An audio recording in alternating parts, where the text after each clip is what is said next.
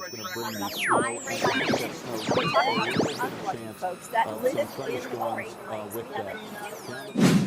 everyone, thank you so much for joining us on our week-long hurricane series, The Mean Season.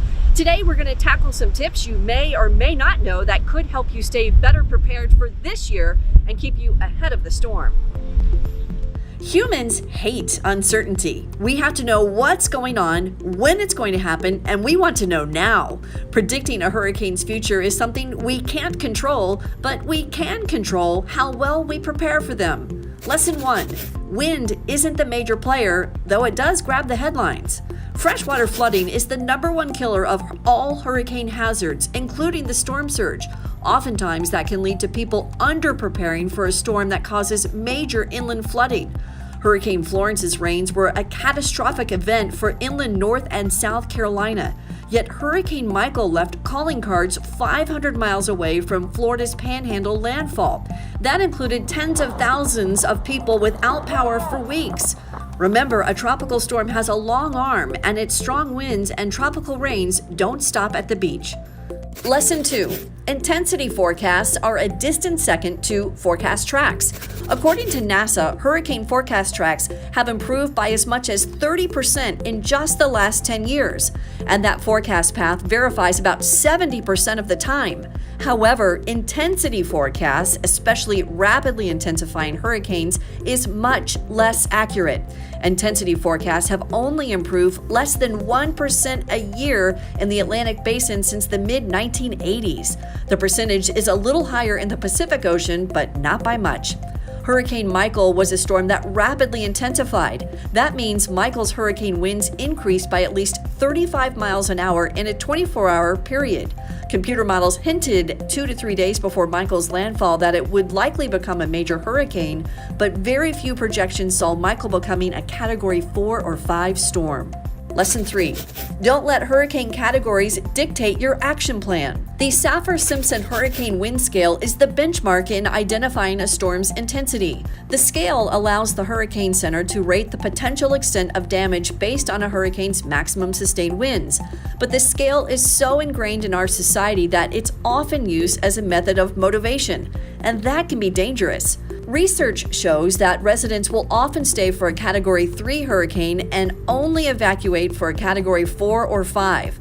History has shown that can lead to rescue efforts that not only put you in danger, but also the first responders who have to rescue you. Lesson 4. Rethink the risk.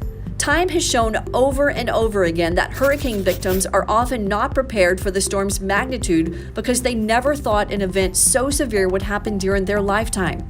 Hurricane Harvey was a prime example.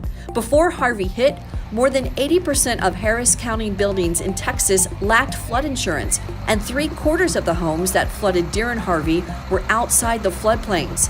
Harvey drove home the fact that while rare, massive storms can happen, and when they do, many wish they had better prepared. When all was said and done, Harvey killed at least 88 people and caused over $125 billion in damage, tying for the costliest tropical cyclone on record. Lesson 5. Social media can be a blessing and a curse.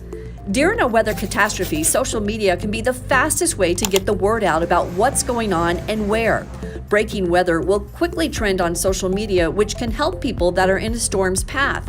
After the storm passes, someone that needs help, for example, can use social media to get the word out.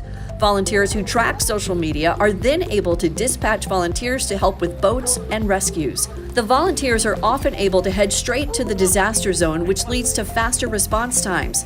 However, it can lead to a lot of confusion as well. Proper safety protocols are not always followed, and volunteers can go into dangerous areas and not know it. Armchair meteorologists or non-trained weather enthusiasts can also falsely under or overplay the dynamics of a storm, and that can spread a tsunami of misinformation like wildfire. Bottom line is, storms can still surprise us even today.